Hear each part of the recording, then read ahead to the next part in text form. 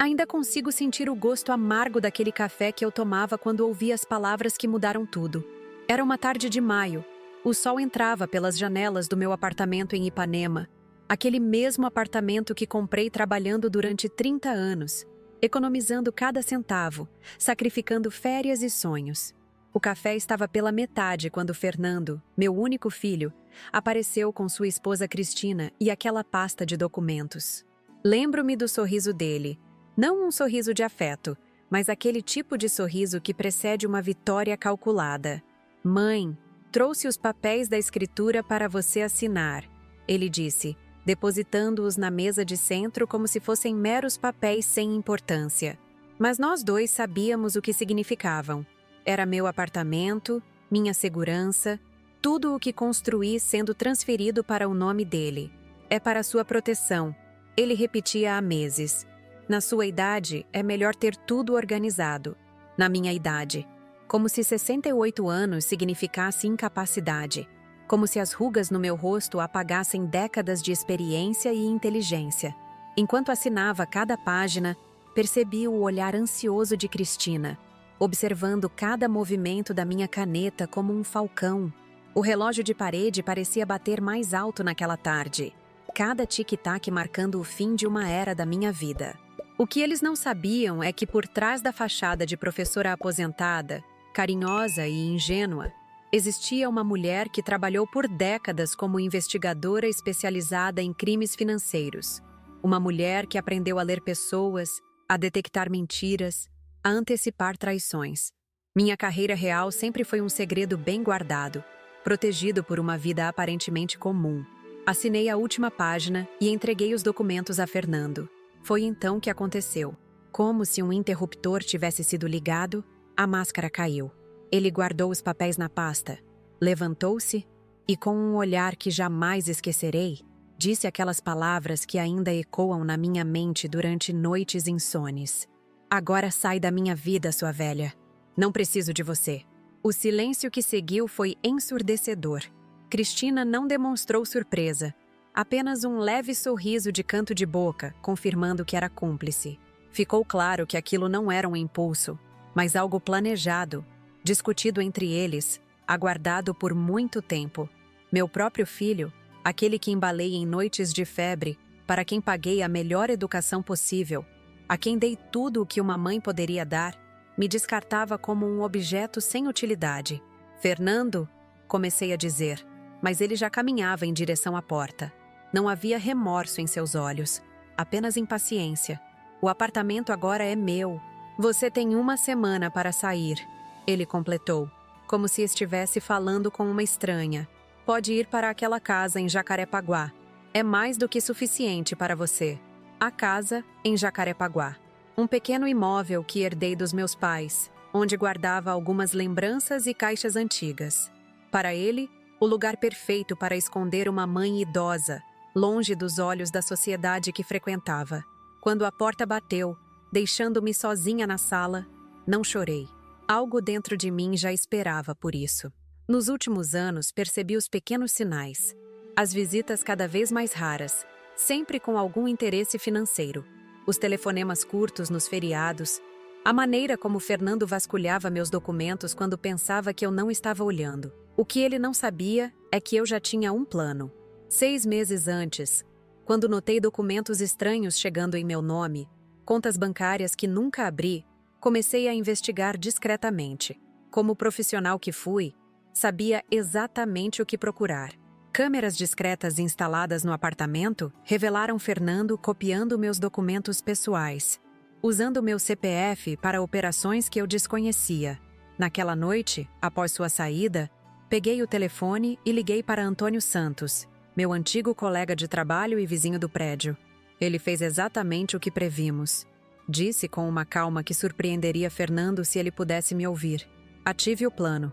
Nos dias seguintes, fingi estar devastada. Comecei a embalar algumas coisas, como se realmente estivesse me preparando para deixar o apartamento. Fernando apareceu apenas uma vez, com um caminhão de mudança, para levar os móveis que queria para sua casa. Os melhores, naturalmente. Não disse uma palavra além do necessário. Cristina nem se deu ao trabalho de aparecer. Helena, minha neta de 15 anos, veio me visitar escondida dos pais. Vovó, não entendo por que o papai está fazendo isso, ela disse com lágrimas nos olhos. Abracei-a forte, sentindo seu corpo frágil tremendo. Algumas pessoas só entendem o valor de algo quando perdem, querida. Mas não se preocupe comigo. Vovó sabe se cuidar melhor do que imaginam. Na véspera do dia em que deveria deixar o apartamento, recebi a visita da doutora Paula Meirelles. Para o mundo, ela era apenas minha advogada. Na realidade, era uma antiga colega da Polícia Federal, com quem trabalhei em dezenas de operações contra fraudes financeiras. Revisamos cada detalhe do nosso plano enquanto tomávamos chá na varanda, observando o mar de Ipanema que em breve Fernando acreditaria ser dele por direito. Está tudo pronto, Manuela, Paula confirmou, mostrando-me documentos em seu tablet. A armadilha está montada. Agora é só esperar ele cair. Quanto tempo? Perguntei, servindo mais chá. 6 meses no máximo. Estamos monitorando todas as contas, todas as transações. Cada passo falso está sendo registrado. O procurador federal já está envolvido. Naquela noite, dormi no apartamento pela última vez. Ou assim Fernando pensava. Olhei cada canto, cada memória impressa nas paredes. O local onde Fernando deu seus primeiros passos. O canto da sala onde comemoramos seu ingresso na faculdade. A cozinha onde preparei tantos almoços de domingo que se tornaram cada vez mais raros com o passar dos anos. Na manhã seguinte, saí com apenas 2 malas. Deixei as chaves com o porteiro, como Fernando havia instruído. Dona Manuela, é uma pena a senhora sair, disse seu José, o porteiro que me conhecia há 2 décadas. Vamos sentir sua falta. Não se preocupe, seu José. Às vezes precisamos dar um passo atrás para então dar 2 à frente. Ele não entendeu o que eu quis dizer, mas sorriu gentilmente. Peguei um táxi. Não para Jacarepaguá, como Fernando esperava, mas para a Barra da Tijuca, onde minha verdadeira residência estava. Um apartamento confortável que comprei secretamente anos antes, prevendo que este dia poderia chegar.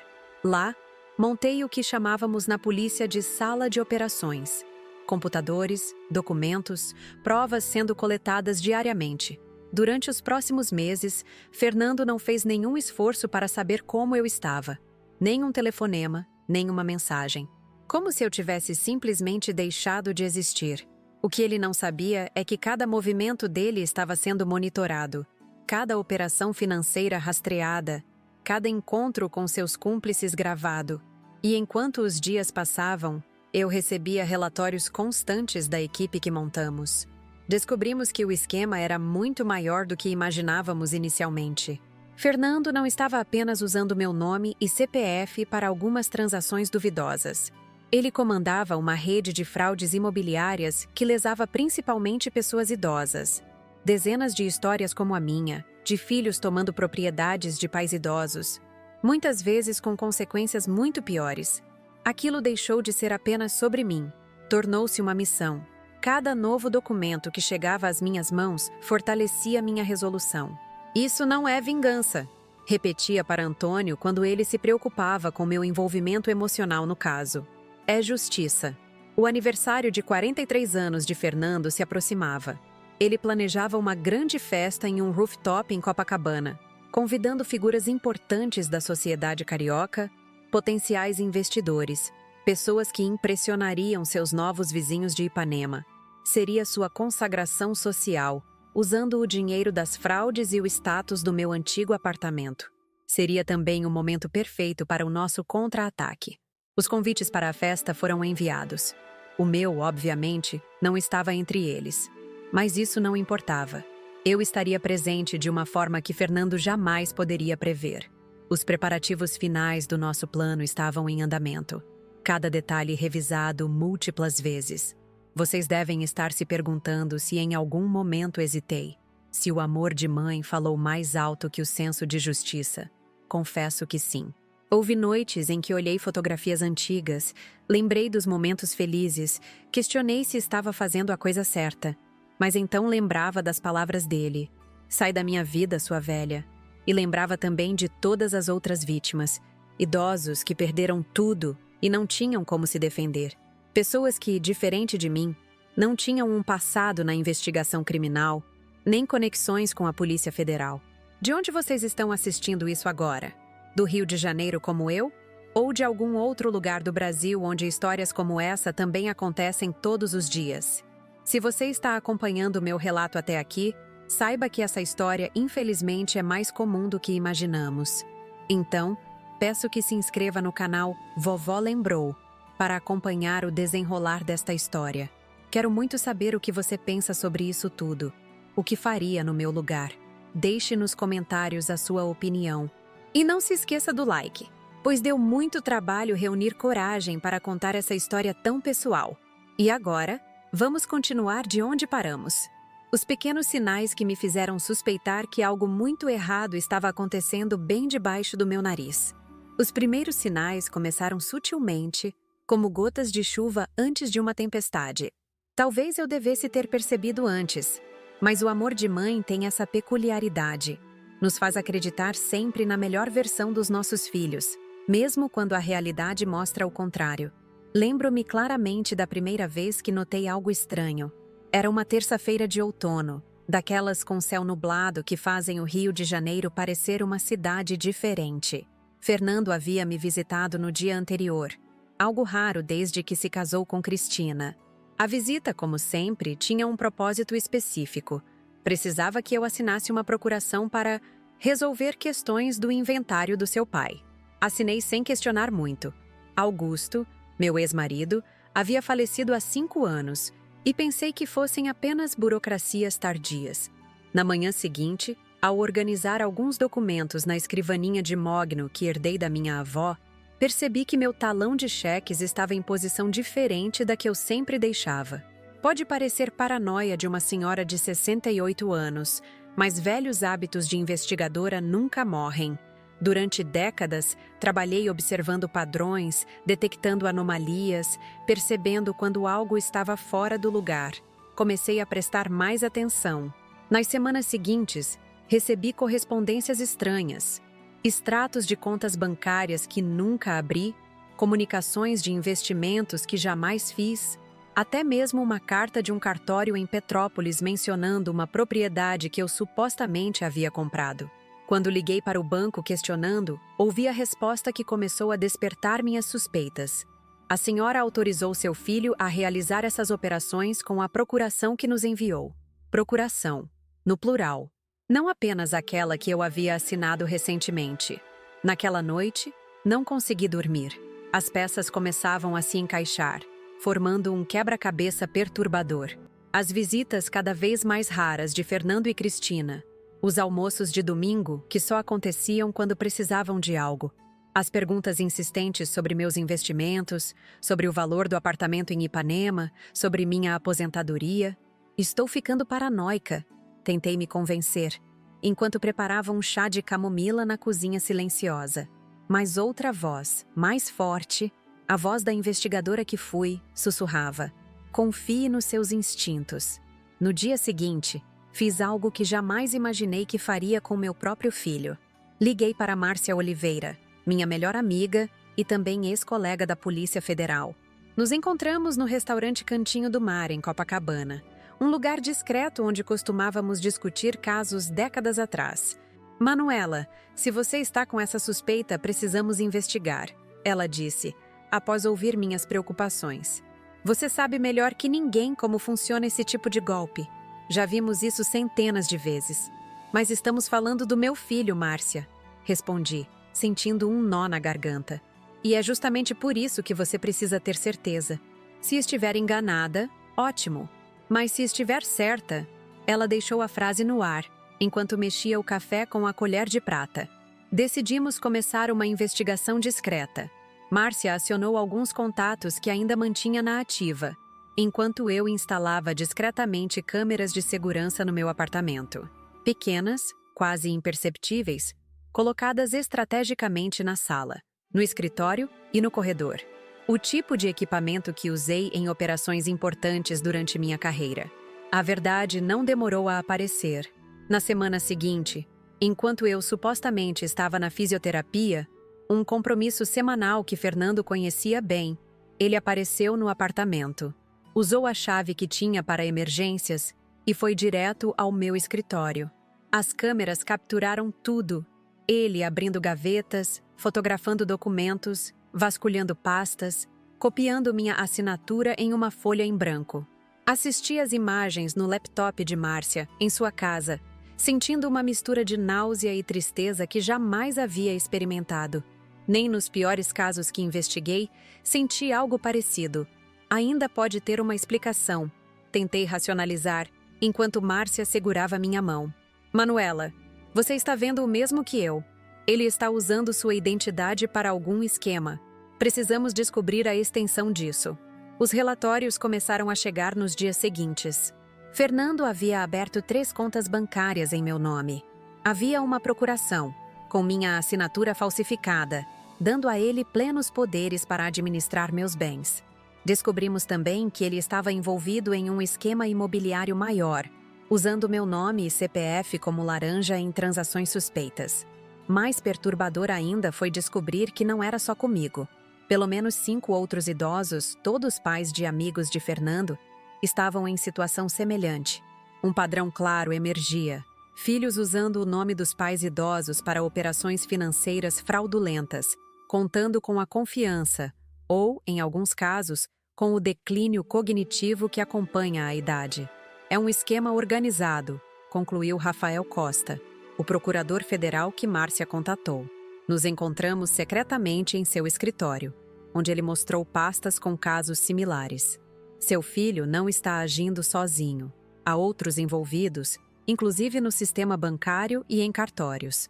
Foi quando decidi que precisava de um plano, não apenas para me proteger, mas para expor todo o esquema, para fazer justiça não só para mim, mas para todos os outros idosos que estavam sendo explorados por seus próprios filhos. Vamos deixá-lo acreditar que está vencendo, sugeri durante uma reunião com Márcia, Rafael e Antônio Santos, meu vizinho e também ex-colega de trabalho que se juntou à nossa pequena operação. Vamos dar a ele exatamente o que ele quer, mas do nosso jeito. Foi assim que surgiu o plano da escritura. Fernando vinha insistindo há meses para que eu transferisse o apartamento para o nome dele, por questões de segurança e planejamento sucessório. Dizia: decidimos usar isso como isca. Doutora Paula Meirelles, advogada especializada em direito imobiliário e antiga conhecida da Polícia Federal, preparou documentos especiais. O que parecia ser uma simples transferência de propriedade era, na verdade, um conjunto de documentos cuidadosamente elaborados. A escritura real nunca seria transferida. Havia uma cláusula escondida nas entrelinhas jurídicas que mantinha o usufruto vitalício comigo e impedia qualquer tentativa de venda ou hipoteca sem minha autorização expressa. Mais importante, entre os papéis que Fernando me fez assinar havia um documento que, sem que ele soubesse, era uma confissão detalhada dos crimes financeiros que vinha cometendo, com minha assinatura como testemunha cooperativa em uma investigação federal. Enquanto isso, continuávamos reunindo provas. Cada movimento bancário, cada documento falsificado, cada reunião suspeita com seus cúmplices. Tudo era meticulosamente documentado. A operação tomou proporções maiores quando descobrimos conexões com um esquema de lavagem de dinheiro envolvendo construtoras fantasmas e terrenos supervalorizados. Helena, minha neta, visitava-me secretamente durante esse período. Cristina e Fernando a proibiam de me ver, inventando desculpas, dizendo que eu estava confusa e difícil de lidar. Mas ela, com a rebeldia própria dos seus 15 anos, escapava após a escola para passar algumas horas comigo. "Vovó, tem algo estranho acontecendo", ela me disse certa tarde, enquanto comíamos brigadeiros que eu havia preparado especialmente para ela. "Papai e mamãe estão sempre cochichando, fechando conversas no computador quando entro na sala. E ontem ouvi mamãe falando sobre vender um apartamento em Ipanema assim que os papéis estivessem prontos." Senti meu coração apertar. Minha própria neta estava percebendo que algo não estava certo, mesmo sem saber exatamente o que. Naquele momento, tive certeza de que estava fazendo a coisa certa. Não apenas por mim, mas por Helena também. "Querida, às vezes as pessoas fazem escolhas erradas achando que são atalhos para a felicidade", disse a ela, escolhendo cuidadosamente as palavras. "Mas no final, Esses atalhos levam a lugares muito diferentes do que imaginamos. Estou preocupada com você, vovó. Ela confessou com os olhos marejados. Papai disse que você vai se mudar para longe. Não se preocupe comigo. Sua avó é mais forte e mais esperta do que parece, respondi, abraçando-a. E prometo que não importa o que aconteça, sempre estarei por perto para você. Nas semanas que antecederam a assinatura da escritura, intensificamos os preparativos. Rafael Costa garantiu que a operação policial estaria pronta para ser deflagrada no momento certo. Antônio supervisionou a instalação de um sistema de monitoramento mais sofisticado no apartamento em Ipanema, para registrar o que aconteceria após minha suposta saída. Márcia preparou um apartamento seguro em Barra da Tijuca, onde eu ficaria durante a fase crítica da operação. O dia da assinatura chegou. Como já contei, Fernando apareceu com Cristina e os documentos. Assinei cada página, observando a ansiedade mal disfarçada no rosto deles. E então, veio a frase que, apesar de já esperada, ainda cortou meu coração como uma lâmina. Agora sai da minha vida, sua velha. Não preciso de você. Nos dias seguintes, segui o plano à risca. Embalei algumas coisas, deixei Fernando levar os móveis que queria e fingi estar derrotada e resignada. No dia marcado para minha saída, deixei as chaves com o porteiro e parti, supostamente para a casa em Jacarepaguá. Na realidade, fui para o apartamento em Barra da Tijuca, onde montamos nossa central de operações. De lá, com a ajuda de Antônio, Márcia e Rafael, continuamos monitorando cada passo de Fernando. As câmeras que permaneceram escondidas no apartamento em Ipanema mostravam ele e Cristina celebrando sua vitória, fazendo planos para reformar e eventualmente vender o imóvel. Eles não fazem ideia do que está por vir, comentou Antônio, enquanto assistíamos às imagens em um dos monitores. Nenhuma, confirmei, com uma serenidade que surpreendeu até a mim mesma. A operação ganhou o nome de Código Gratidão, uma ironia sutil que refletia o que estávamos enfrentando. Filhos que esqueciam completamente a gratidão devida aos pais que tudo fizeram por eles. Durante os 6 meses seguintes, vivemos em um estado de vigilância constante. As evidências se acumulavam. Fernando expandindo seu esquema, usando o apartamento em Ipanema como garantia para novos empréstimos fraudulentos, trazendo potenciais investidores para conhecer o imóvel que planejava transformar em um empreendimento de luxo. Também descobrimos algo que me deixou particularmente indignada. O dinheiro que Fernando supostamente estava guardando para a faculdade de Helena era, na verdade, desviado para contas no exterior. Minha neta, que sonhava em estudar medicina, estava sendo enganada pelos próprios pais. As visitas de Helena continuaram, agora no apartamento em Barra da Tijuca. Ela era a única que sabia meu verdadeiro paradeiro, jurando guardar segredo. Nossas conversas se tornaram um refúgio para nós duas. Ela escapando da atmosfera tensa em casa, eu mantendo contato com a única pessoa da família que ainda me importava genuinamente. Papai está organizando uma festa de aniversário enorme, ela me contou, cerca de 5 meses após minha saída do apartamento. Um rooftop em Copacabana, com vista para o mar. Está convidando todo mundo que é importante no mercado imobiliário. Aquela informação foi o catalisador que esperávamos. Uma festa de aniversário com todos os seus contatos profissionais, potenciais investidores e cúmplices reunidos em um só lugar. O cenário perfeito para a nossa operação. É o momento, disse a Rafael quando nos reunimos para discutir o timing. Todos estarão lá, relaxados, desprevenidos. Concordo, ele respondeu, examinando o convite que Helena havia secretamente fotografado para nós. Além disso, temos provas suficientes. Os mandados já estão prontos. Elaboramos cada detalhe do que aconteceria naquela noite. As equipes policiais posicionadas estrategicamente. Os oficiais de justiça com os documentos necessários. O sistema de vídeo que interromperia a festa no momento exato. Minha aparição surpresa, não fisicamente, mas através das telas que estariam espalhadas pelo local. Na véspera da operação, tive um momento de hesitação. Sentada na varanda do apartamento em Barra, olhando o mar ao longe, pensei em todas as implicações do que estávamos prestes a fazer. Fernando iria para a prisão. Sua reputação seria destruída. Helena teria que lidar com o trauma de ver os pais expostos publicamente. Ainda podemos recuar, disse Antônio, que percebeu minha inquietação enquanto me trazia uma xícara de chá. Podemos buscar uma solução mais privada, menos drástica. Balancei a cabeça lentamente. Não é só sobre mim, Antônio. É sobre todas as outras vítimas. Sobre todos os outros idosos que estão sendo explorados por seus filhos, sem ter a quem recorrer, sem ter meus recursos ou conhecimentos. Se recuarmos agora, quem falará por eles?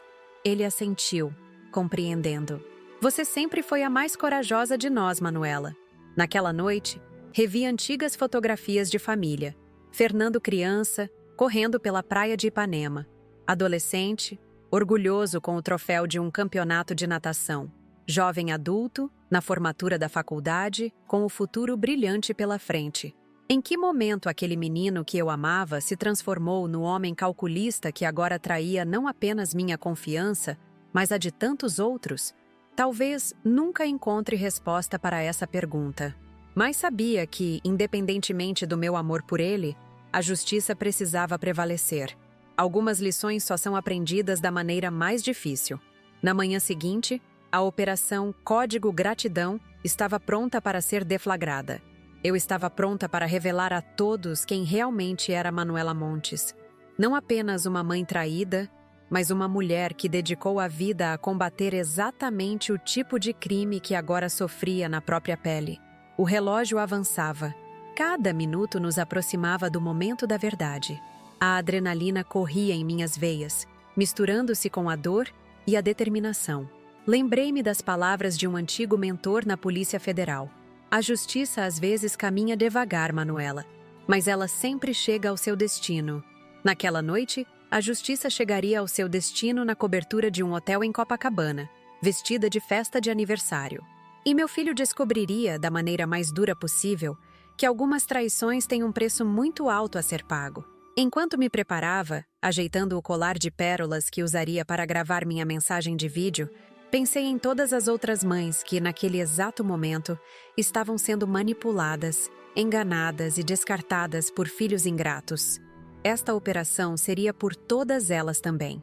Está na hora, anunciou Rafael, entrando na sala com os últimos relatórios em mãos. As equipes estão posicionadas. O sistema de vídeo está pronto. Respirei fundo e assenti. A investigadora Manuela Montes estava de volta para seu último e mais importante caso. Preparar a armadilha perfeita exige paciência, precisão e um toque de audácia. Durante meus anos na Polícia Federal, aprendi que o melhor momento para capturar um criminoso é quando ele se sente mais seguro, mais invencível. E Fernando, meu filho, nunca se sentiu tão invencível quanto naqueles dias após a assinatura da escritura. O plano que elaboramos não era apenas sobre documentos legais ou provas incriminadoras. Era sobre criar uma ilusão tão perfeita que Fernando jamais suspeitaria até que fosse tarde demais. Uma das partes mais difíceis foi manter meu desaparecimento convincente. Para todos os efeitos, eu havia me mudado para Jacarepaguá, derrotada e submissa, exatamente como Fernando esperava. Na realidade, o apartamento em Jacarepaguá permanecia vazio, recebendo apenas visitas ocasionais de Márcia para manter as aparências, luzes acesas em horários específicos, cortinas abertas durante o dia, pequenos sinais de que alguém vivia ali. Enquanto isso, eu estabelecia minha base de operações no apartamento em Barra da Tijuca, um local que Fernando desconhecia completamente. É essencial que ele acredite que você desistiu, enfatizou Dra. Tautaus, Paula Meirelles, enquanto revisávamos os documentos que Fernando havia me feito assinar. Estávamos na sala do apartamento em Barra, cercados por arquivos, computadores e equipamentos de monitoramento. A arrogância será a queda dele. Paula não era apenas minha advogada. Era uma das mentes jurídicas mais brilhantes que conheci durante minha carreira. Sua especialidade era criar armadilhas legais tão sofisticadas que, quando detectadas, já era tarde demais para escapar. O que ele acredita ser a escritura de transferência do apartamento tem várias camadas.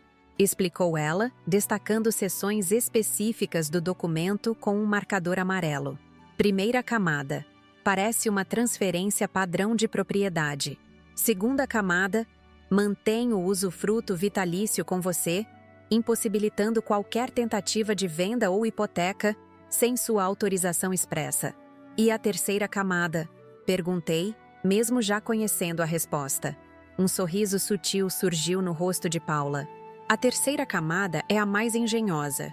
Entre as cláusulas aparentemente inofensivas, há uma confissão detalhada dos crimes financeiros que ele vem cometendo, com sua assinatura como testemunha cooperativa.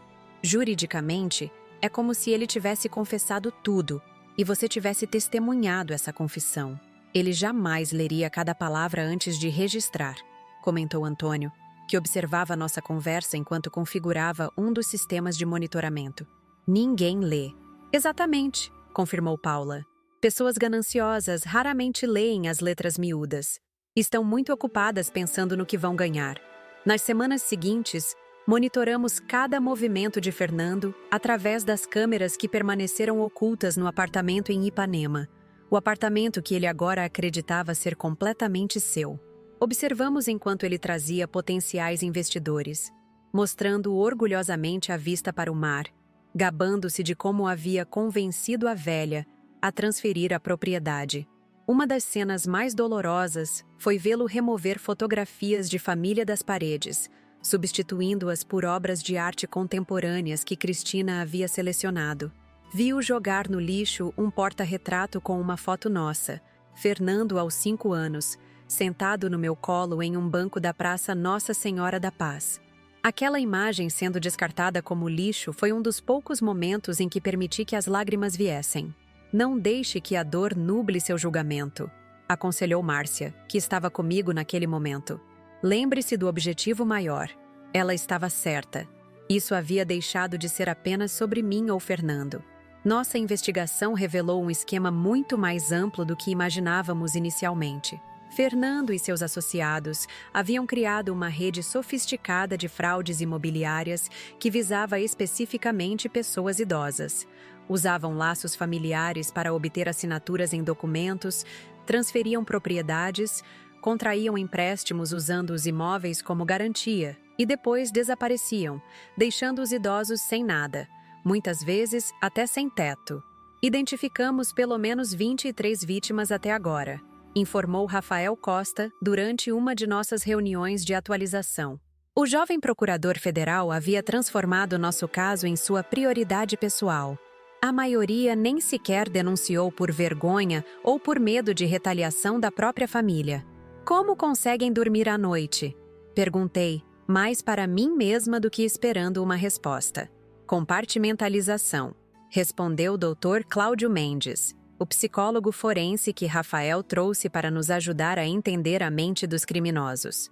Eles separam completamente suas ações das consequências emocionais. Para eles, não são pessoas. São ativos, recursos a serem explorados. Enquanto acumulávamos provas e fortalecíamos nosso caso, mantive contato secreto com Helena. Minha neta continuava me visitando no apartamento em Barra da Tijuca, sempre com a desculpa de estar na casa de alguma amiga estudando. Nossas conversas tornaram-se um refúgio para nós duas. Ela cada vez mais desconfortável com a atmosfera em casa, eu ansiosa por manter minha conexão com a única pessoa da família que ainda se importava comigo. Papai e mamãe estão diferentes, confidenciou Helena durante uma de suas visitas, enquanto compartilhávamos um bolo de chocolate que eu havia preparado especialmente para ela. Estão gastando muito dinheiro, comprando coisas caras. Mamãe ganhou um colar de diamantes semana passada. E como você se sente com isso? Perguntei, tentando não influenciar sua percepção. Helena ficou em silêncio por um momento, mexendo distraidamente no pedaço de bolo com o garfo. Não parece... certo. Eles nunca falam sobre você, vovó. É como se você nunca tivesse existido. E quando pergunto, mudam de assunto, ou dizem que você está confusa e precisa de espaço. Resisti ao impulso de contar a verdade. Helena era jovem demais para carregar o peso do que estava prestes a acontecer. Em vez disso, desviei a conversa para seus estudos seus sonhos de cursar medicina, assuntos que iluminavam seu rosto com entusiasmo. À medida que nossa operação avançava, dividíamos o trabalho meticulosamente. Antônio supervisionava o monitoramento técnico, garantindo que cada movimento suspeito fosse registrado. Márcia coordenava a logística, mantendo nossa base secreta funcionando sem levantar suspeitas. Rafael preparava os aspectos legais, garantindo que cada mandado, cada autorização judicial estivesse impecável. Paula refinava constantemente nossa armadilha jurídica, fechando qualquer brecha que Fernando pudesse explorar para escapar. E eu era o centro de tudo, a peça-chave que conectava cada elemento da operação, a mãe traída que se recusava a ser vítima, a investigadora aposentada que usava décadas de experiência para seu caso mais pessoal. 3 meses após minha saída do apartamento em Ipanema, recebemos a primeira grande oportunidade de expandir nossa investigação. Fernando organizou uma reunião em seu escritório, agora instalado no que costumava ser meu quarto de hóspedes, com 5 de seus principais associados. Graças às câmeras ocultas e aos microfones que havíamos instalado, capturamos cada palavra daquela conversa reveladora. O negócio está expandindo mais rápido do que esperávamos, gabou-se Fernando, servindo o uísque em copos de cristal que haviam sido presentes do meu aniversário de 60 anos. O modelo está provado. Identificamos o alvo, construímos a relação de confiança, fazemos a transferência legal dos ativos e depois liquidamos. Rápido, limpo, lucrativo. E os alvos não reagem? Perguntou um homem que identificamos posteriormente como Rogério Mendonça, corretor imobiliário com conexões políticas suspeitas. Fernando riu, um som que me pareceu irreconhecível, vindo do menino que eu criei. Esse é o brilhantismo do plano. Escolhemos cuidadosamente. Idosos isolados, com poucos contatos sociais, frequentemente com algum grau de dependência emocional dos filhos ou parentes. Quando percebem o que aconteceu, é tarde demais. E mesmo que percebam, a vergonha de admitir que foram enganados pela própria família geralmente os mantém em silêncio. Assistir àquela gravação foi uma das experiências mais surreais da minha vida. Ver meu próprio filho, saído do meu ventre, criado com amor e cuidado, falando tão friamente sobre explorar pessoas vulneráveis como eu, senti uma náusea profunda que nenhum remédio poderia acalmar. Isso é suficiente para prendê-lo por décadas, comentou Rafael, depois que terminamos de assistir à reunião completa. Temos confissão explícita, nomes, detalhes operacionais. É uma conspiração criminosa claramente documentada. Ainda não, respondi, surpreendendo a todos na sala. Quero todos eles. Cada associado, cada cúmplice no sistema bancário, cada funcionário corrupto de cartório que facilita essas transferências fraudulentas. Se agirmos agora, pegaremos apenas a ponta do iceberg. Rafael me olhou com uma mistura de admiração e preocupação. Tem certeza, dona Manuela? Isso significa deixar seu filho continuar operando por mais tempo, possivelmente vitimizando mais pessoas. Estamos monitorando cada passo dele agora. Podemos intervir se identificarmos alguma nova vítima potencial, argumentei. Mas esta pode ser nossa única chance de desmantelar toda a rede. A decisão foi difícil, mas unânime. Continuaríamos observando, documentando, construindo um caso ainda mais forte que não deixaria espaço para recursos ou tecnicidades jurídicas. Um caso que não apenas puniria os culpados, mas também serviria como precedente para proteger outros idosos vulneráveis no futuro. Enquanto isso, Fernando seguia sua vida, completamente alheio à tempestade que se formava ao seu redor. Através de nossas câmeras, observamos sua crescente ostentação, novos móveis de design para o apartamento, um carro esportivo importado, jantares em restaurantes exclusivos. Cristina exibia joias cada vez mais caras, roupas de grife, frequentava spas luxuosos. É como se estivessem em uma corrida para gastar o dinheiro antes que acabe, observou Márcia durante uma de nossas sessões de monitoramento. Ou antes que sejam pegos, complementou Antônio. Foi durante esse período que Helena me trouxe inadvertidamente uma informação crucial. Papai está organizando uma festa de aniversário enorme, contou, mostrando em seu celular fotos do convite digital que havia recebido. Num rooftop em Copacabana. Está convidando todo mundo que é importante no mercado imobiliário do Rio. Examinei o convite com um crescente interesse. A festa seria realizada no exclusivo rooftop do Hotel Meridiano, com vista panorâmica para a praia de Copacabana. O tema era Sucesso e Prosperidade, e os convidados incluíam empresários, corretores de alto padrão, alguns políticos e, mais importante, todos os nomes que havíamos identificado como parte do esquema fraudulento. Isso é perfeito, comentei com a equipe depois que Helena foi embora. Todos reunidos em um só lugar, celebrando sua suposta invencibilidade. Não poderíamos pedir cenário melhor. A ironia é quase poética, concordou Paula. Usar a própria celebração de Fernando como palco para sua queda. Nas semanas seguintes, refinamos cada detalhe da operação que seria deflagrada durante a festa. Rafael garantiu todos os mandados necessários, coordenando com a Polícia Federal a logística da ação. Paula preparou a documentação legal que seria apresentada no momento da intervenção.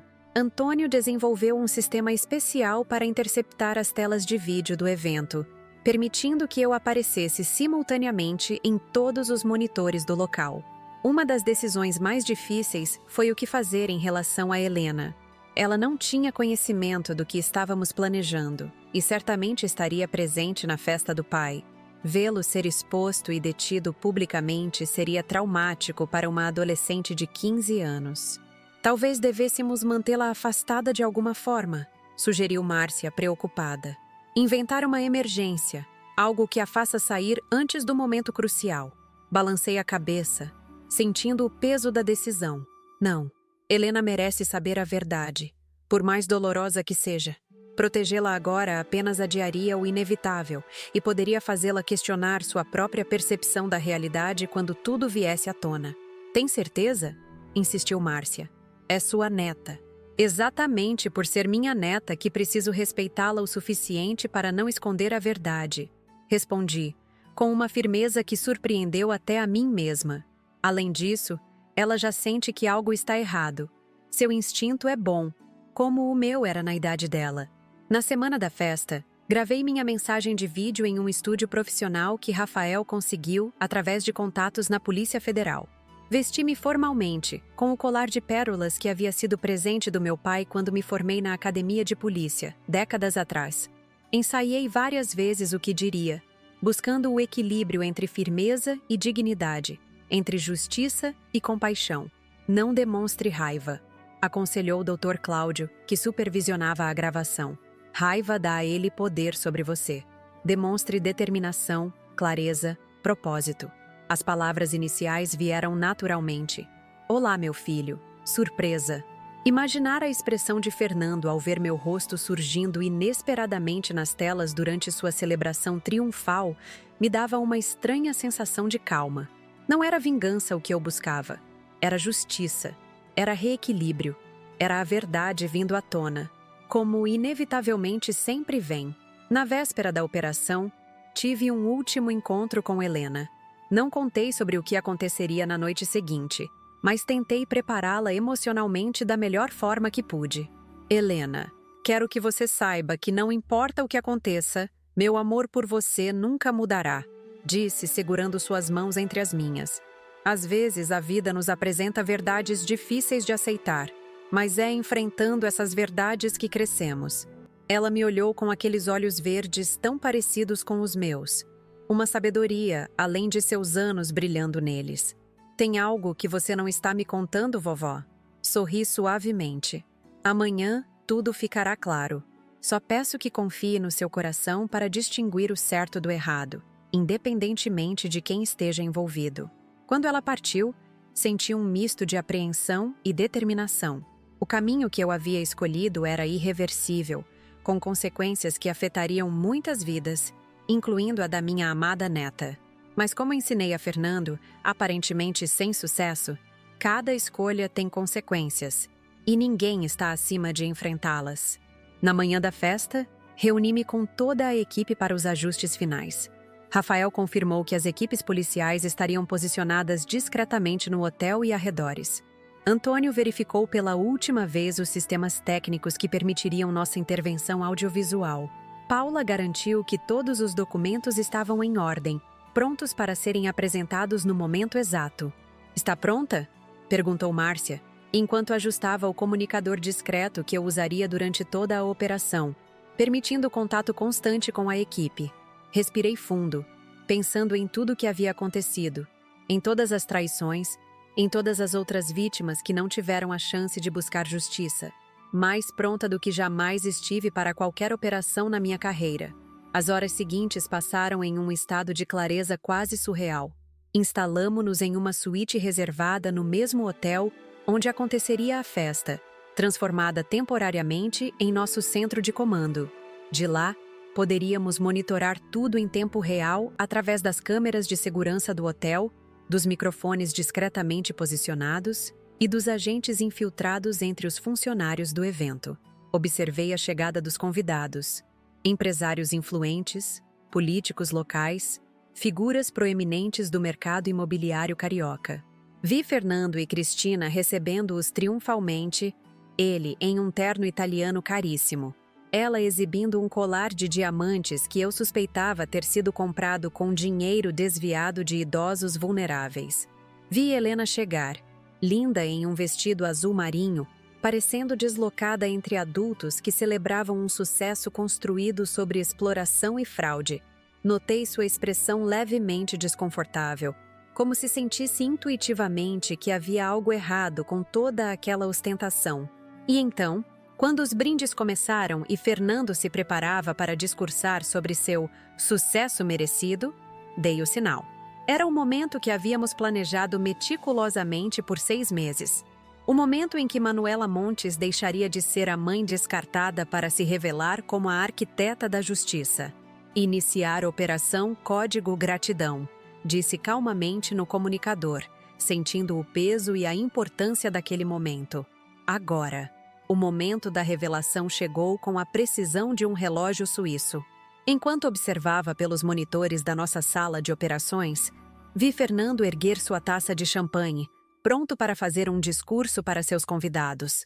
O sorriso em seu rosto irradiava a confiança de quem acredita estar acima de qualquer consequência. Foi exatamente nesse instante de triunfo ilusório que demos início à operação. "Senhoras e senhores", começou ele, sua voz amplificada pelo sistema de som do elegante rooftop. "Agradeço a presença de todos nesta celebração especial. Aos 43 anos, posso dizer que finalmente alcancei." Suas palavras foram subitamente interrompidas quando todas as telas do local, as grandes telas de LED decorativas, os monitores dos bares, até mesmo as pequenas telas dos totens informativos, escureceram simultaneamente. A música ambiente cessou, criando um silêncio desconcertante que capturou a atenção de todos os presentes. E então, meu rosto apareceu em cada tela. "Olá, meu filho!" Surpresa! Mesmo pelos monitores da nossa sala de comando, pude ver o sangue fugir do rosto de Fernando. Seus olhos se arregalaram em uma mistura de choque e terror. A taça que segurava escorregou de seus dedos, estilhaçando-se no chão em um som que pareceu ecoar pelo silêncio absoluto que tomou conta do ambiente. "Para aqueles que não me conhecem", continuei na gravação, minha voz calma e firme preenchendo o espaço. "Sou Manuela Montes, mãe de Fernando Montes, seu anfitrião esta noite. Há 6 meses, transferi a escritura do meu apartamento em Ipanema para o nome dele. Ou pelo menos, foi o que ele pensou. As câmeras capturaram o movimento nervoso dos olhos de Fernando, procurando uma saída, uma explicação, qualquer coisa que pudesse interromper o que estava acontecendo. Cristina, ao seu lado, agarrou seu braço com força, os nós dos dedos brancos contra o tecido escuro de seu terno italiano. "Você me pediu para sair da sua vida depois que assinei a escritura. Agora sai da minha vida, sua velha. Não preciso de você." Essas foram suas palavras exatas, Fernando. O que você não sabia é que eu já imaginava isso acontecendo. Pelo comunicador, ouvi Rafael informar. Equipes posicionadas em todas as saídas. Ninguém sai até concluirmos. Nos monitores, pude ver os convidados trocando olhares confusos. Alguns começaram a se afastar discretamente de Fernando, como ratos abandonando um navio prestes a afundar. Durante anos, observei você e Cristina usando meu nome e CPF para operações de lavagem de dinheiro. Continuou minha gravação, enquanto documentos começavam a aparecer nas telas, substituindo meu rosto. Cada documento falsificado, cada conta offshore, cada propina em esquemas imobiliários, tudo documentado. Os documentos exibidos não eram apenas referentes às fraudes contra mim, mas também evidências do esquema maior que havíamos descoberto: transferências bancárias suspeitas, escrituras fraudulentas, contratos com assinaturas falsificadas de outras vítimas idosas. Uma tapeçaria completa de crimes financeiros meticulosamente tecida ao longo dos anos. A escritura que assinei não era do apartamento, Fernando, revelei no vídeo, meu rosto reaparecendo nas telas. Era uma confissão detalhada dos seus crimes, com minha assinatura como testemunha cooperativa na investigação federal que começou há 3 anos. Foi nesse momento que as portas do rooftop se abriram, dando passagem a agentes da Polícia Federal uniformizados, liderados por Rafael Costa. Eles se posicionaram estrategicamente pelo ambiente, enquanto os convidados começavam a murmurar entre si, alguns já buscando nervosamente suas bolsas e paletós. Pelo monitor, vi o momento exato em que Helena, minha neta, compreendeu o que estava acontecendo. Ela estava parada perto de uma das mesas de canapés, o copo de refrigerante congelado a meio caminho da boca, os olhos fixos na imagem da avó que todos acreditavam estar relegada a um apartamento distante em Jacarepaguá. Como você fez isso? Gaguejou Fernando, falando para as telas como se eu pudesse ouvi-lo em tempo real. Como se respondesse diretamente a ele, o vídeo continuou. Você esqueceu de quem eu sou, Fernando. Antes de ser sua mãe, fui investigadora de crimes financeiros por 3 décadas. Você realmente acreditou que não perceberia o que estava acontecendo sob meu próprio teto? Rafael se aproximou de Fernando, que parecia ter envelhecido 10 anos nos últimos minutos. Fernando Montes, anunciou ele, sua voz profissional e impessoal. Você está detido pelos crimes de estelionato, lavagem de dinheiro, falsidade ideológica, apropriação indébita e formação de quadrilha. Você tem o direito de permanecer em silêncio. Enquanto Rafael recitava os direitos constitucionais, 2 agentes se posicionaram ao lado de Fernando. Cristina tentou se afastar, movendo-se discretamente em direção a uma das saídas laterais, mas foi interceptada por uma agente feminina que já aguardava esse movimento. Cristina Alves Montes, anunciou a agente, você também está detida pelos mesmos crimes. O caos controlado que se seguiu foi exatamente como havíamos planejado. Os agentes identificavam e detinham cada um dos associados presentes na festa. Rogério Mendonça, o corretor imobiliário, Eduardo Passos, o gerente bancário que facilitava as transações fraudulentas, Daniela Lemos, a funcionária do cartório que registrava documentos sem verificar sua autenticidade. Através dos monitores da nossa sala de comando, observei a cena desenrolar-se como uma peça de teatro cuidadosamente ensaiada. Alguns convidados, percebendo que não estavam diretamente envolvidos, tentavam sair discretamente, apenas para serem informados pelos agentes posicionados nas saídas que todos precisariam prestar depoimento como testemunhas. Vá até Helena, instruí Márcia pelo comunicador. Ela precisa de apoio agora. Márcia, que estava posicionada entre os convidados como uma falsa garçonete, confirmou e se moveu discretamente em direção à minha neta, que permanecia imóvel, como se seus pés estivessem colados ao chão. Minha atenção voltou para Fernando quando as telas exibiram o momento final da minha mensagem. Eu te dei tudo, Fernando, inclusive a chance de ser honesto. Você escolheu este caminho. Os monitores mostraram Fernando sendo algemado, o choque inicial dando lugar a uma raiva impotente. Você não pode fazer isso comigo, gritou ele para as telas como se eu pudesse responder. Sou seu filho, seu único filho, e você é o filho que escolheu trair a própria mãe, respondeu Rafael, não por mim, mas expressando o que todos na sala pensavam. Vamos, Sr. Montes, não torne isso mais difícil do que já é. Cristina, diferente de Fernando, mantinha uma calma calculada. como se já estivesse avaliando suas opções legais. Seus olhos frios percorriam o ambiente, provavelmente identificando quem poderia ajudá-la mais tarde. Quando seu olhar cruzou com o de Helena, vi algo raro em seu rosto. Um lampejo de vergonha, rapidamente substituído pela máscara de indiferença que ela usava tão bem. Foi então que decidi que era hora de aparecer pessoalmente. "Estou descendo", informei a equipe pelo comunicador. "Tem certeza?", questionou Antônio, preocupação evidente em sua voz.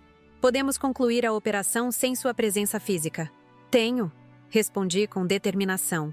"Helena precisa me ver, e Fernando também." Ajustei meu colar de pérolas, verifiquei meu reflexo no espelho da sala de operações e respirei fundo. Este seria o confronto mais difícil da minha vida, mais desafiador que qualquer operação que coordenei na Polícia Federal. Quando as portas do elevador se abriram no rooftop, o burburinho de vozes diminuiu gradualmente até um silêncio absoluto tomar conta do ambiente. Caminhei com passos firmes, a postura ereta que mantive durante toda a minha carreira, os olhos fixos à frente. Fernando, já algemado e prestes a ser conduzido para fora, congelou ao me ver. Seu rosto passou por uma sucessão de emoções: choque, confusão, raiva e, finalmente, algo que pareceu ser um lampejo de compreensão tardia. "Como?" Ele começou, mas as palavras pareceram faltar. Parei a alguns passos de distância, mantendo uma dignidade que contrastava com seu estado atual. Cabelo despenteado, gravata torta, o suor manchando o colarinho da camisa cara. "Você me subestimou, Fernando", disse simplesmente, minha voz calma preenchendo o silêncio tenso.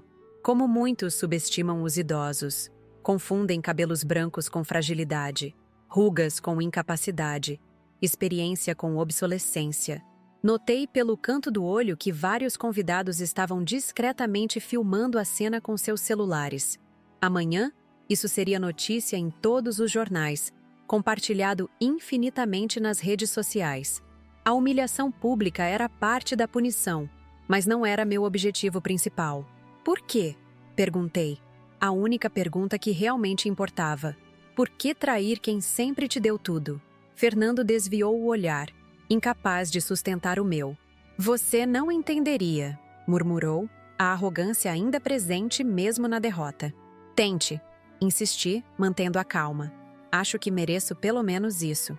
Ele respirou fundo, finalmente encontrando meus olhos. "Era fácil demais", confessou, com uma honestidade brutal que me surpreendeu.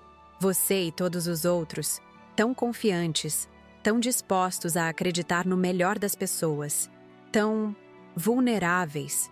Suas palavras confirmavam o que Dr. Cláudio havia explicado sobre a mentalidade desses criminosos. Não era apenas ganância, era a facilidade da exploração, o poder que sentiam ao manipular os outros, especialmente aqueles que deveriam proteger. "Entendo", respondi, e realmente entendia. Não concordava, jamais poderia concordar, mas compreendia a mecânica psicológica por trás de suas ações. "Espero que tenha valido a pena." Antes que ele pudesse responder, senti um movimento rápido ao meu lado. Helena havia finalmente saído de seu estado de choque e agora corria em minha direção.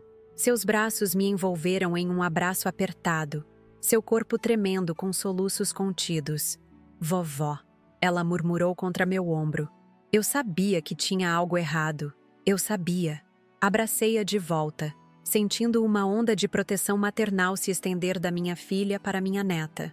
"Está tudo bem agora, querida", assegurei, afastando-me gentilmente para olhar em seus olhos. "Você virá comigo. Já está tudo preparado." O olhar de pânico que cruzou o rosto de Cristina ao ouvir isso foi quase imperceptível, mas meus anos de treinamento me permitiram captá-lo. "Ela é nossa filha", Cristina protestou, lutando contra as algemas que restringiam seus movimentos. "Você não pode simplesmente levá-la." "Na verdade, ela pode", interveio Paula Meirelles, que havia acabado de chegar ao rooftop.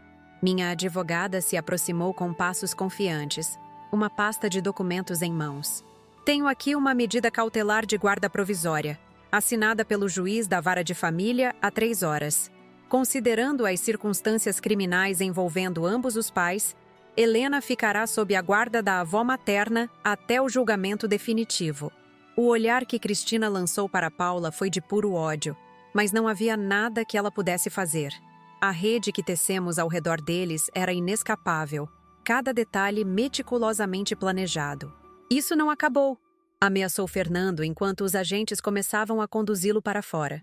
Tenho conexões, tenho dinheiro. Não, Fernando. Acabou sim, corrigi gentilmente. Suas conexões estão sendo presas neste exato momento, em operações simultâneas por toda a cidade. E quanto ao dinheiro, fiz uma pausa significativa. Todos os bens adquiridos com recursos ilícitos já estão bloqueados e em processo de sequestro judicial. Inclusive o apartamento em Ipanema, que, devo lembrar, nunca deixou de ser legalmente meu. A compreensão da extensão de sua derrota finalmente pareceu atingi-lo. Seus ombros caíram, a máscara de confiança desmoronando completamente. Vamos, Sr. Montes, insistiu Rafael com uma gentileza profissional que de alguma forma tornava tudo mais devastador. Seus advogados poderão encontrá-lo na sede da Polícia Federal. Enquanto o conduziam para fora, Fernando olhou para trás uma última vez. Nossos olhares se cruzaram por um momento que pareceu se estender infinitamente. Vi nele o menino que uma vez foi, o filho que amei incondicionalmente, agora perdido em um labirinto de ganância e auto-engano. Mãe, ele começou, mas as palavras pareceram falhar.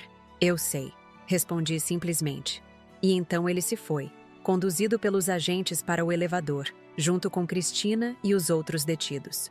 Os convidados restantes começaram a ser organizados para prestar depoimentos, muitos parecendo aliviados por estarem apenas na periferia do escândalo.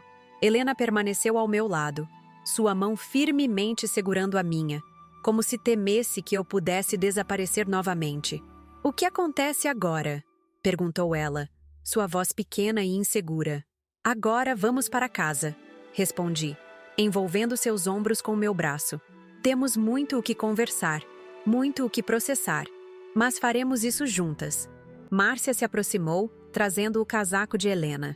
"O carro está esperando nos fundos", informou discretamente, para evitar a imprensa que já começou a se aglomerar na entrada principal. Agradeci com um aceno de cabeça e comecei a guiar Helena em direção à saída de serviço. Enquanto caminhávamos, percebi os olhares dos convidados remanescentes. Alguns de admiração, outros de curiosidade, muitos de respeito recém-descoberto por aquela que todos haviam presumido ser apenas a velha mãe descartável. No elevador de serviço, Helena finalmente verbalizou a pergunta que certamente estava consumindo-a por dentro. "Você sabia o tempo todo? Sobre o que eles estavam fazendo?" Olhei para minha neta, vendo nela a inteligência e a integridade que esperava ter ajudado a cultivar, mesmo à distância. "Não desde o início", confessei honestamente. "Mas quando comecei a perceber, fiz o que sempre fiz durante toda a minha carreira. Investiguei, coletei provas, construí um caso sólido. E o apartamento? Eles realmente achavam que tinham conseguido?" Um pequeno sorriso tocou meus lábios. Seu pai sempre foi impaciente com detalhes. Nunca lia contratos até o fim, nunca verificava as letras miúdas. Uma falha fatal para alguém em seu ramo de atividades. O elevador chegou ao térreo e fomos conduzidas rapidamente por um corredor de serviço até a saída dos fundos, onde um carro discreto nos aguardava. Antônio estava ao volante, um sorriso de alívio em seu rosto quando nos viu. "Missão cumprida, Manuela", ele disse enquanto abria a porta traseira para nós. "Quase", respondi, ajudando Helena a entrar no veículo. "Ainda temos um longo caminho pela frente." Enquanto o carro se afastava do hotel, vi pelo retrovisor as luzes das viaturas policiais, os flashes dos fotógrafos já posicionados na entrada principal, o início do espetáculo midiático que certamente se seguiria. Amanhã, a história estaria em todas as manchetes. Ex-investigadora desmascara esquema do próprio filho. Idosa vira o jogo contra fraude familiar. Operação Código Gratidão expõe rede de exploração de idosos. Mas naquele momento, naquele carro silencioso cortando a noite carioca, éramos apenas uma avó e uma neta. 2 gerações unidas pelo sangue e agora pela verdade, por mais dolorosa que fosse. "Para onde estamos indo?" Perguntou Helena, sua voz já soando um pouco mais firme. Para casa, respondi, apertando sua mão gentilmente. Para o lugar onde você sempre será bem-vinda, não importa o que aconteça. E enquanto Antônio dirigia em direção à Barra da Tijuca, para o apartamento que se tornaria o novo lar de Helena, senti finalmente o peso dos últimos 6 meses começar a se dissipar. A justiça havia sido feita, não apenas para mim, mas para todas as outras vítimas que não tiveram voz ou meios para se defender. Olhando para o perfil de minha neta contra as luzes da cidade, pensei em como as escolhas moldam nossas vidas, as boas e as ruins. Fernando havia feito suas escolhas, e agora enfrentaria as consequências. Eu havia feito as minhas, e agora tinha a chance de reconstruir algo novo a partir dos escombros da traição. Vovó? Helena quebrou o silêncio, sua voz pensativa. Você acha que ele vai mudar? Depois de tudo isso? A pergunta pairou no ar do carro, carregada de esperança e dor. Não sei, querida, respondi honestamente. A mudança só vem quando reconhecemos nossos erros. Mas uma coisa eu aprendi em todos esses anos. Nunca é tarde demais para recomeçar. Nunca. O carro continuou seu caminho pela Avenida Litorânea, deixando para trás o caos da operação e seguindo em direção a um futuro incerto, mas honesto. A lua cheia iluminava o oceano à nossa direita. Um lembrete silencioso de que mesmo nas noites mais escuras, sempre há luz a nos guiar. As consequências da Operação Código Gratidão não demoraram a se manifestar. Na manhã seguinte à festa, acordei antes do amanhecer, após uma noite inquieta. Helena ainda dormia profundamente no quarto de hóspedes que preparei especialmente para ela. Paredes em tom pastel, uma pequena escrivaninha junto à janela com vista para o mar de Barra da Tijuca e algumas fotografias nossas em molduras delicadas. Tentei fazer o máximo para que ela se sentisse acolhida, mesmo em meio ao turbilhão que havia se tornado nossas vidas. Preparei um café forte e caminhei até a varanda, onde os primeiros raios de sol começavam a dourar o horizonte. O jornal matinal já havia sido entregue, e como esperado, nossa história dominava a primeira página. Ex-investigadora desmascara esquema do próprio filho. A fotografia mostrava Fernando sendo conduzido algemado para a viatura policial, o rosto contorcido em uma expressão que misturava raiva e desespero. Ao lado, uma foto minha de arquivo, dos tempos da Polícia Federal, séria e composta em meu uniforme. Ler aquela reportagem produziu em mim sentimentos contraditórios. Havia a satisfação profissional de ver um caso complexo solucionado com precisão, como tantos outros em minha carreira. Mas havia também a dor indescritível de uma mãe que vê seu único filho exposto publicamente por crimes que ela mesma ajudou a revelar. Não existe manual para navegar esse tipo de conflito interno.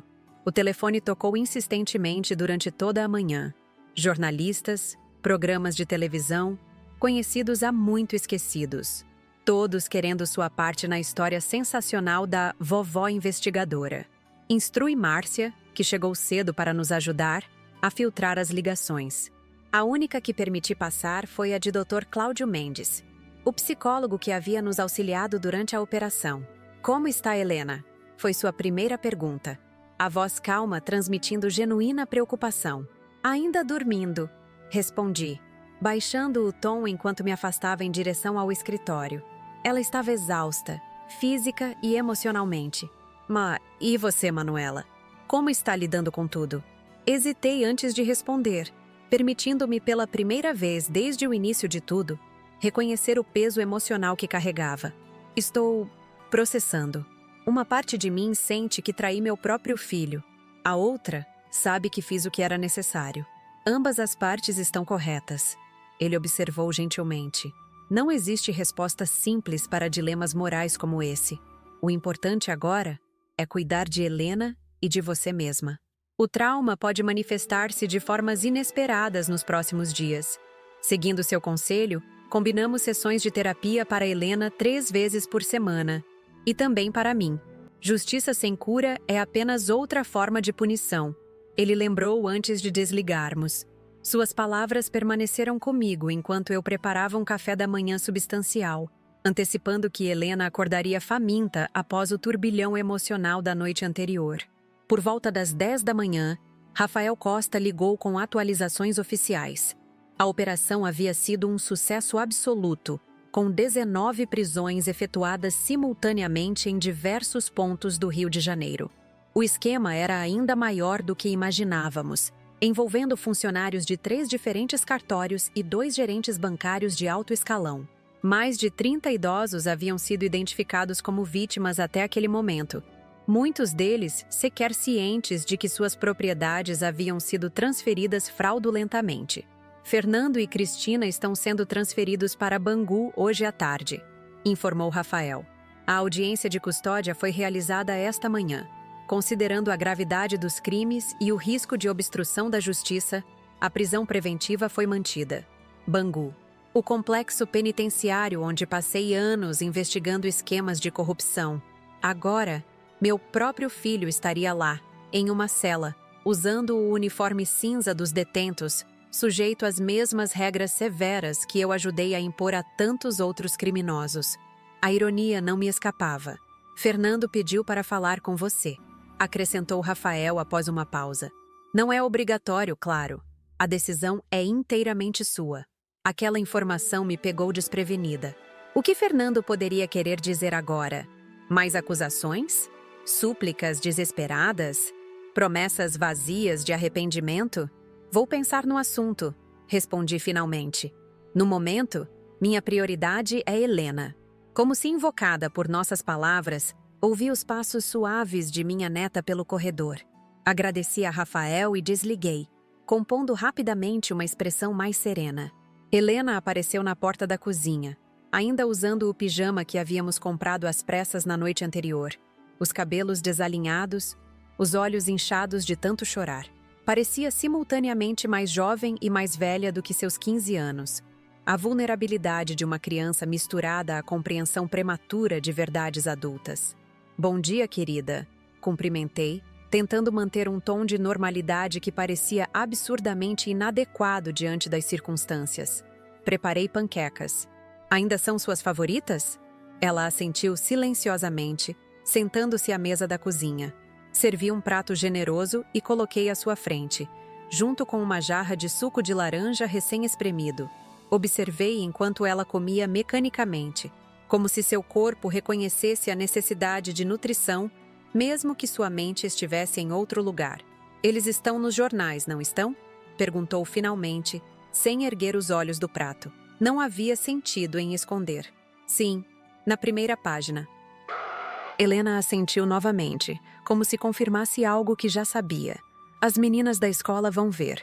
Todo mundo vai saber. A realidade das consequências sociais para Helena me atingiu com força total. Ela não era apenas a filha de criminosos recém-expostos. Era uma adolescente em plena fase de formação de identidade, para quem a percepção dos colegas carregava um peso imenso. Podemos transferi-la para outra escola, se preferir, sugeri gentilmente. Talvez até em outro bairro. Para minha surpresa, Helena balançou a cabeça com firmeza. Não, não vou me esconder. Não fiz nada de errado. Seus olhos, tão parecidos com os meus, finalmente encontraram os meus. Você me ensinou isso, vovó, que devemos enfrentar a verdade, por mais difícil que seja.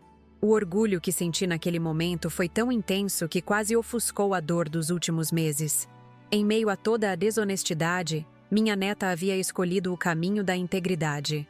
Talvez fosse esse o verdadeiro legado que eu deixaria. Não através do filho que perdi para a ganância, mas através da neta que herdou meu senso de justiça. Os dias seguintes transcorreram em uma rotina improvisada. Helena iniciou as sessões com o Dr. Cláudio, que gentilmente vinha ao apartamento para poupá-la da exposição pública.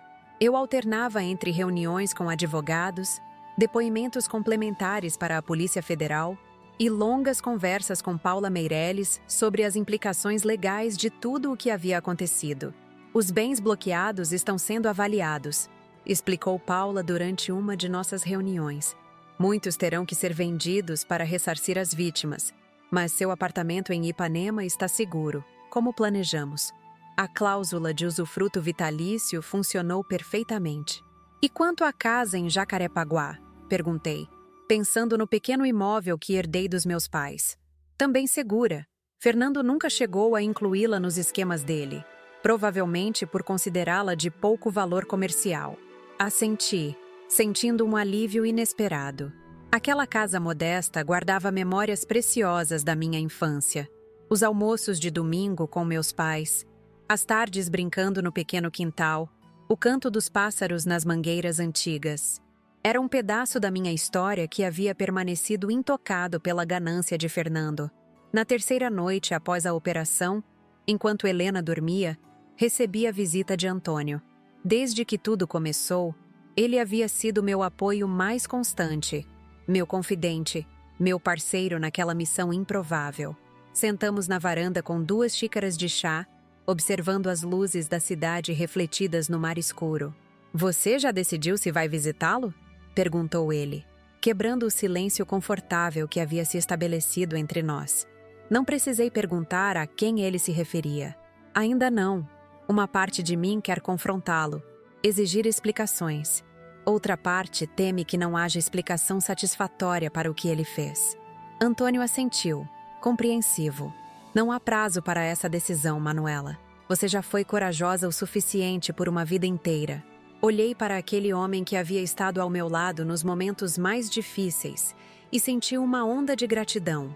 Antônio havia sido meu colega na Polícia Federal por 2 décadas, meu vizinho por quase o mesmo tempo, e agora, nessa fase inesperada da vida, algo mais. Um porto seguro em meio à tempestade. "Acho que preciso vê-lo", confessei finalmente. Não por ele, mas por mim, para encerrar este capítulo adequadamente. Antônio cobriu minha mão com a dele. Um gesto simples de apoio que dizia mais que palavras. Quando decidir ir, não precisa fazer isso sozinha. Na manhã seguinte, após deixar Helena aos cuidados de Márcia, dirigi até o complexo penitenciário de Bangu. O procedimento para visitas era rigoroso. Identificação, revista, longas esperas em corredores cinzentos e impessoais. Cada passo naquele lugar me trazia memórias de minhas visitas profissionais no passado, quando eu estava do outro lado da equação, interrogando suspeitos, coletando depoimentos.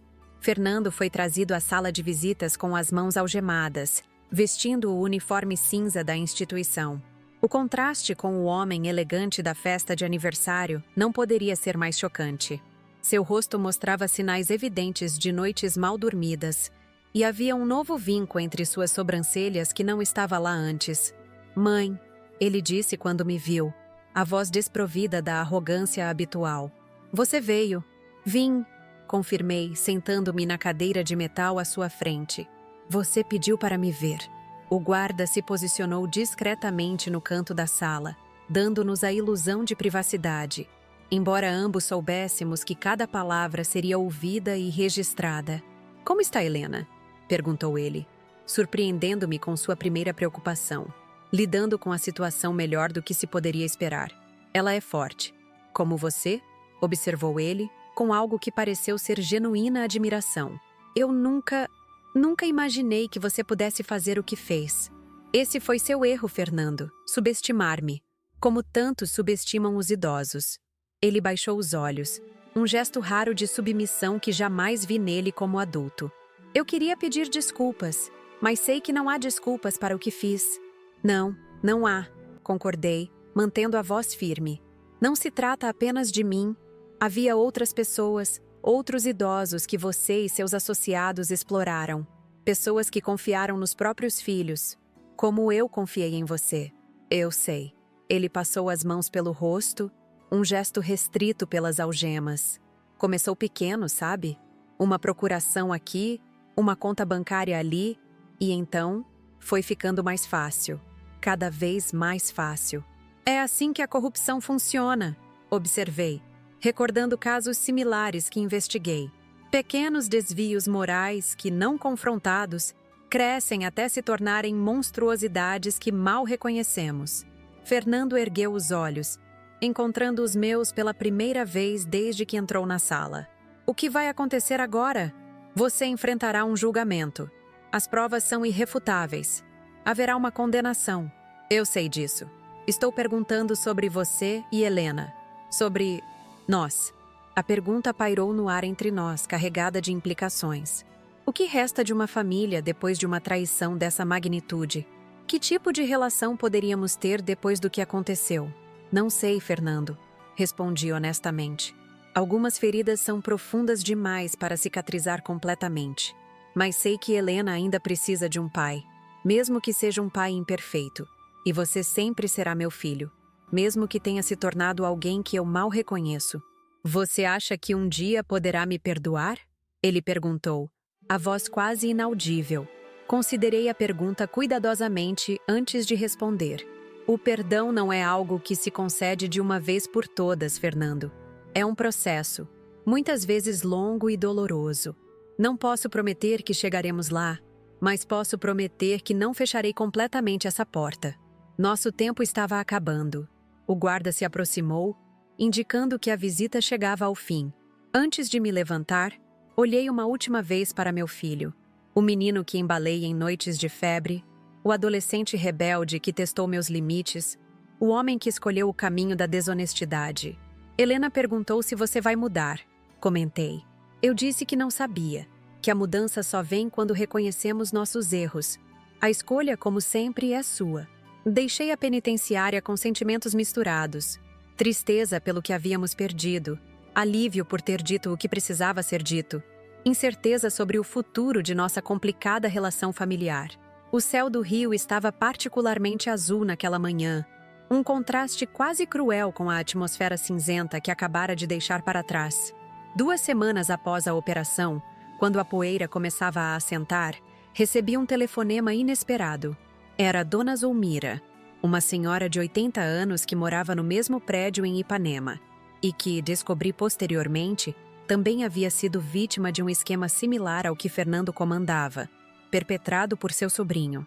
Dona Manuela, ela disse, a voz trêmula de emoção, queria agradecer pessoalmente pelo que a senhora fez. Graças à sua coragem, meu sobrinho confessou tudo e estou recuperando meu apartamento. Seu agradecimento foi seguido por muitos outros. À medida que os detalhes da operação se tornavam públicos, começaram a chegar cartas, e-mails, telefonemas, dezenas de idosos e seus familiares expressando gratidão pela exposição do esquema que havia vitimado tantos. Foi então que tive uma ideia. Com a ajuda de Paula, Rafael e Antônio, comecei a organizar encontros com outras vítimas. Inicialmente eram apenas conversas informais em cafés ou em meu apartamento, onde compartilhávamos experiências e informações sobre como navegar os complicados processos legais para recuperar propriedades e recursos. Gradualmente, esses encontros evoluíram para algo mais estruturado. 3 meses após a Operação Código Gratidão, fundamos o Instituto Memória Ativa, dedicado à proteção patrimonial e emocional de idosos.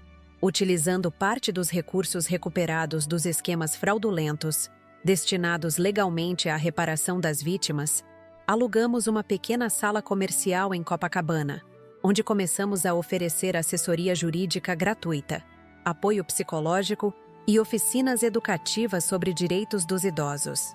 Helena, para minha surpresa e orgulho, tornou-se uma entusiasta voluntária do Instituto. Depois das aulas, vinha diretamente para lá, ajudando na organização dos eventos, conversando com os idosos, absorvendo histórias e sabedoria que a escola jamais poderia oferecer. Acho que quero estudar direito quando terminar o colégio. Ela me confidenciou numa tarde, enquanto organizávamos materiais para uma palestra sobre prevenção a golpes financeiros. Como a doutora Paula, quero ajudar pessoas que não conseguem se defender sozinhas. Seu comentário trouxe lágrimas aos meus olhos. Em meio a toda a dor e decepção, algo belo e significativo estava nascendo. O Instituto crescia, ganhava reconhecimento, atraía profissionais voluntários dispostos a contribuir com seu tempo e conhecimento. O que começou como uma reação a uma traição pessoal estava se transformando em um movimento de proteção e valorização dos idosos.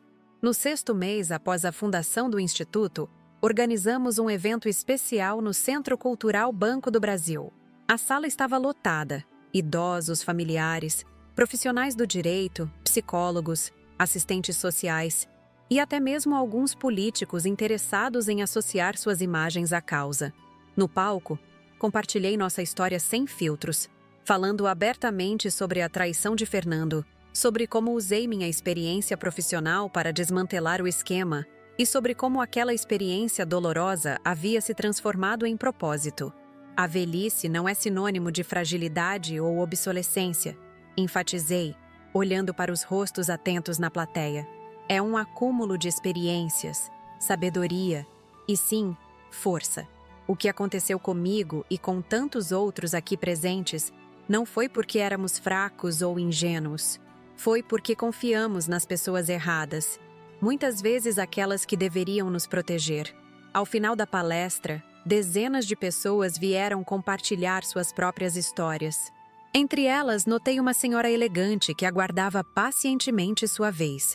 Quando finalmente se aproximou, reconheci-a imediatamente. Era a mãe de Cristina, a avó paterna de Helena. Dona Manuela, ela começou hesitante. Nunca tivemos a oportunidade de realmente nos conhecer, apesar de compartilharmos uma neta. Queria dizer que admiro profundamente sua coragem e que sinto muito pelo que minha filha e seu filho fizeram. Seu pedido de desculpas inesperado me comoveu. Ela não tinha obrigação de assumir responsabilidade pelas ações da filha, mas ali estava, estendendo uma mão em reconciliação. Helena fala muito sobre a senhora, continuou ela. Gostaria de conhecer melhor minha neta, se for possível. Naquele momento, percebi que a cura vinha de formas inesperadas, através de conexões que transcendiam o ressentimento e a mágoa. Claro, respondi, sentindo que uma nova porta se abria. Helena adoraria ter a avó Regina mais presente em sua vida. 2 anos se passaram desde a noite em que a Operação Código Gratidão foi deflagrada. Fernando permanece cumprindo sua pena, embora tenha iniciado um programa de ressarcimento às vítimas, colaborando com as autoridades para identificar outros esquemas similares. Visitamo-lo ocasionalmente, Helena e eu, mantendo uma relação cautelosa, mas não desprovida de esperança. O Instituto Memória Ativa agora ocupa um andar inteiro em um prédio comercial no centro do Rio, atendendo centenas de idosos mensalmente e inspirando iniciativas similares em outras cidades brasileiras. Helena, prestes a se formar no ensino médio, já foi aceita na Faculdade de Direito, determinada a seguir os passos da doutora Paula Meirelles, que se tornou sua mentora e amiga. Quanto a mim e Antônio, nosso relacionamento evoluiu naturalmente de amizade para algo mais profundo. Aos 70 anos, redescobri o prazer da companhia, da cumplicidade, do afeto que se constrói sobre alicerces de respeito mútuo e admiração. Olhando para trás, para aquela tarde fatídica em que ouvi as palavras cruéis do meu filho e vi o apartamento que construí com tanto esforço ser tomado, percebo que o que parecia ser o fim era, na verdade, um novo começo. A traição que deveria me destruir acabou revelando uma força que eu mesma desconhecia possuir. Hoje, enquanto observo o pôr do sol da varanda do meu apartamento recuperado em Ipanema, com Helena estudando na mesa ao lado e Antônio preparando o jantar na cozinha, sinto uma paz que julguei impossível naqueles dias sombrios. A ferida ainda dói ocasionalmente, como feridas profundas tendem a fazer. Mas aprendemos a conviver com as cicatrizes, transformando-as em marcas de uma batalha que, contra todas as expectativas, vencemos. E se há uma lição que gostaria de compartilhar com quem ouve minha história, é esta: nunca subestime o poder de uma velha, com determinação, experiência e um senso inabalável de justiça. Porque quando nos desafiam, quando tentam nos descartar como irrelevantes, é exatamente quando revelamos a força extraordinária que uma vida inteira de experiências nos concedeu. Olhando para trás e relembrando tudo o que vivi, sinto que minha história precisa ser compartilhada não como um caso isolado, mas como um alerta para tantos outros idosos que podem estar vivendo situações semelhantes em silêncio, por vergonha ou medo. Quando Fernando, meu único filho, me expulsou da minha própria casa após eu assinar a escritura em seu nome, dizendo: "Agora sai da minha vida, sua velha. Não preciso de você." Ele não fazia ideia de quem eu realmente era. Por trás da fachada de professora aposentada e mãe dedicada, existia uma investigadora com décadas de experiência em desmantelar esquemas criminosos. Foi essa experiência que me permitiu transformar o que deveria ser minha derrota em uma vitória não apenas para mim, mas para dezenas de outros idosos que estavam sendo explorados pela própria família. A armadilha que preparei foi meticulosa. Enquanto Fernando acreditava ter me vencido, eu documentava cada movimento suspeito, cada operação fraudulenta, cada conexão com outros criminosos. Junto com meus antigos colegas da Polícia Federal, construímos um caso irrefutável, aguardando apenas o momento perfeito para agir. E que momento poderia ser mais apropriado que sua festa de aniversário, cercado por todos os cúmplices e pela alta sociedade que tanto almejava impressionar? Ver seu rosto quando minha imagem apareceu em todas as telas, revelando que a velha que ele havia descartado estava prestes a desmantelar seu império criminoso, foi um momento que jamais esquecerei. Não por vingança, mas pela justiça que finalmente se manifestava, não apenas para mim, mas para todas as vítimas semelhantes. As consequências foram imediatas e devastadoras para Fernando e seus associados. A Operação Código Gratidão resultou em 19 prisões simultâneas, exposição de uma rede que se estendia por cartórios e bancos, e a identificação de mais de 30 idosos que haviam sido vítimas do mesmo esquema. Meu filho e sua esposa Cristina foram para a prisão, enfrentando a dura realidade que suas escolhas haviam criado. Helena, minha neta de 15 anos, veio morar comigo. Ver sua força ao enfrentar a verdade sobre os pais, sua determinação em seguir um caminho diferente, transformou-se na maior recompensa que eu poderia receber. Ela não apenas sobreviveu ao trauma, mas floresceu, encontrando propósito em ajudar outros idosos através do Instituto Memória Ativa que fundamos juntas. Os 2 anos que se seguiram foram de reconstrução e transformação. O que começou como uma resposta a uma traição pessoal, evoluiu para um movimento que hoje ajuda centenas de idosos mensalmente, oferecendo assessoria jurídica, apoio psicológico e oficinas educativas sobre direitos e proteção patrimonial. Fernando continua cumprindo sua pena, mas iniciou um processo de colaboração e ressarcimento que, embora não apague o passado, abre uma pequena possibilidade de redenção futura. Nossa relação, embora cautelosa, não está completamente destruída. Como disse a ele durante nossa visita na prisão, o perdão não é algo que se concede de uma vez por todas. É um processo, muitas vezes longo e doloroso. Quanto a mim, redescobri aos 70 anos que a vida ainda reserva surpresas. Recuperei meu apartamento em Ipanema, encontrei um novo propósito no Instituto e desenvolvi um relacionamento profundo com Antônio, meu antigo colega que esteve ao meu lado nos momentos mais difíceis. As feridas deixadas pela traição de Fernando ainda doem ocasionalmente, mas aprendemos a conviver com as cicatrizes, transformando-as em marcas de uma batalha que, contra todas as expectativas, vencemos. Se há uma mensagem que gostaria que levassem da minha história, é que a idade nunca deve ser confundida com fragilidade. Os cabelos brancos, as rugas, os passos mais lentos não diminuem nossa capacidade de lutar por justiça, de reinventar nossas vidas, de recomeçar mesmo quando parece impossível. Cada ruga representa uma experiência, cada fio branco, uma lição aprendida. Cada ano vivido um acúmulo de sabedoria que pode ser nossa arma mais poderosa. Todos nós, em algum momento, seremos idosos, se tivermos sorte. A forma como tratamos os mais velhos hoje define a sociedade que estamos construindo para nosso próprio futuro. Quando permitimos que idosos sejam explorados, enganados e descartados, estamos pavimentando o caminho para nosso próprio destino semelhante. Por isso, peço a você que está assistindo, se identificou partes da minha história em sua própria vida, se conhece alguém que possa estar em situação similar, ou se simplesmente se importa com essa causa, não fique em silêncio. O silêncio é o maior aliado dos que exploram os vulneráveis. Busque ajuda, denuncie, compartilhe informações que possam proteger outros idosos. Esta jornada que compartilhei com vocês não foi fácil de reviver e narrar. Cada palavra, cada lembrança exigiu coragem e determinação. Fazer este vídeo consumiu muito do meu tempo e energia, mas considero essencial que estas histórias sejam contadas. O canal Vovó Lembrou existe precisamente para dar voz a pessoas como eu, que têm histórias importantes para compartilhar, lições valiosas a oferecer.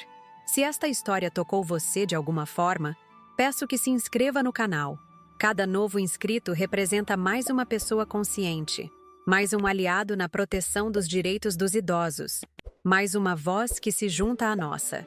O simples ato de clicar no botão de inscrição pode parecer pequeno, mas para nós, representa o reconhecimento de que nossas histórias importam, de que nossas vozes merecem ser ouvidas. Deixe também seu like neste vídeo. Este gesto simples ajuda nosso conteúdo a alcançar mais pessoas, a espalhar essa mensagem tão necessária para além do nosso círculo imediato. E por favor, compartilhe com alguém que você acredita que precisa ouvir esta história. Talvez um idoso em situação vulnerável, um familiar preocupado, ou simplesmente alguém que precisa ser lembrado do valor e da força das pessoas mais velhas. Mais do que tudo, gostaria de pedir que deixe seu comentário. O que você achou da minha história? Já presenciou ou viveu algo semelhante? O que faria no meu lugar? Seus comentários não apenas enriquecem nossa comunidade, mas também me dão pessoalmente a força para continuar compartilhando experiências que, embora dolorosas, podem ajudar outros a evitar situações similares ou a encontrar força para enfrentá-las.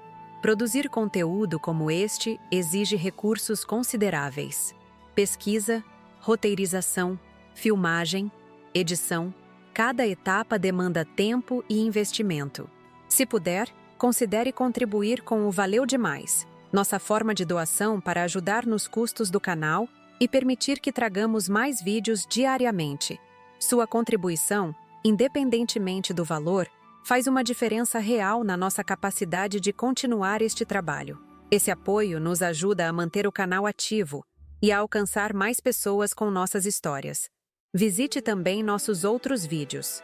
O canal Vovó Lembrou está repleto de relatos emocionantes, histórias de superação, conselhos práticos e experiências de vida que podem ressoar com sua própria jornada ou oferecer perspectivas valiosas sobre desafios que você enfrenta ou poderá enfrentar no futuro.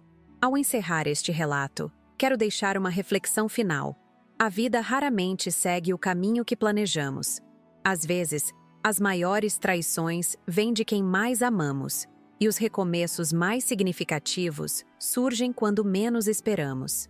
O que determina nossa jornada não são os golpes que recebemos, mas como escolhemos respondê-los. Como transformamos dor em propósito, traição em justiça, fim em recomeço. Quando Fernando me mandou sair da sua vida, acreditou estar escrevendo o capítulo final da minha história. Mal sabia ele que estava apenas dando início a um novo livro, um em que eu, não ele, seguraria a caneta. Obrigada por me ouvir. Obrigada por fazer parte desta comunidade. E lembre-se, idade não é fragilidade, é poder, é sabedoria. É a força que vem de já ter enfrentado tempestades suficientes para saber que, não importa quão escuro o céu pareça, o sol sempre volta a brilhar.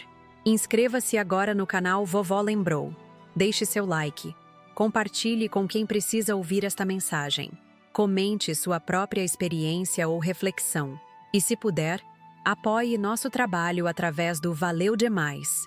Juntos, podemos garantir que as vozes dos idosos sejam ouvidas, respeitadas e, acima de tudo, nunca subestimadas.